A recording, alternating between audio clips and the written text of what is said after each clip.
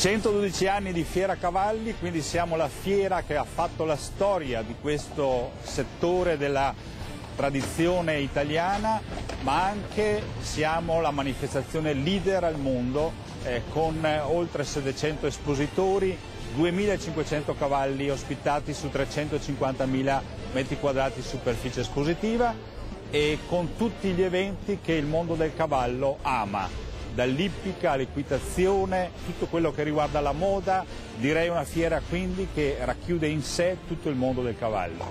Dati importanti emergono dalla ricerca commissionata da Fiera Cavalli sulla passione degli italiani per i cavalli e sono dati sorprendenti. Oltre 10 milioni di italiani conoscono il mondo del cavallo molto bene, lo frequentano qualche volta e almeno 2,5 milioni di italiani lo praticano con assiduità. Fiera di Verona anche quest'anno si attesta come la fiera leader mondiale del cavallo.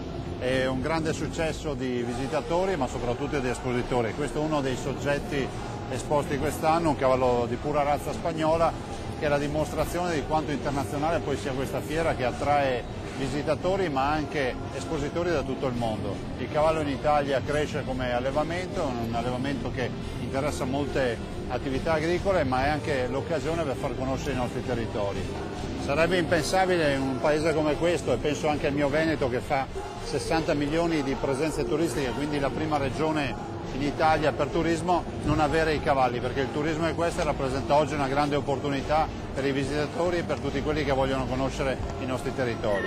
Siamo orgogliosissimi di essere qui a Verona 2010, Fiera Cavalli, con i cavalli sanfratellani da San Fratello, una razza in via di estinzione recuperata con un grande piede fermo, grandi attitudini ma soprattutto un patrimonio di biodiversità. 500 anni di storia, fin dai Normanni, ha visto tutte le dominazioni, continua a resistere con grande forza e si ripropone al pubblico di tutta Europa e di tutto il mondo. La Sardegna Fiera Cavalli, la Sardegna agricola Fiera Cavalli, perché noi nella nostra terra riteniamo che il connubio cavallo con agroalimentare sia un connubio fantastico. È un grande ambasciatore il cavallo sardo, che permette di andare all'interno della nostra splendida terra e di far vedere dei paesaggi meravigliosi e soprattutto di gustare le nostre specialità agroalimentari che sono uniche nel Mediterraneo in quanto figlie di una cultura stratificata delle varie tipologie di popoli mediterranei che nei tempi sono venuti in Sardegna.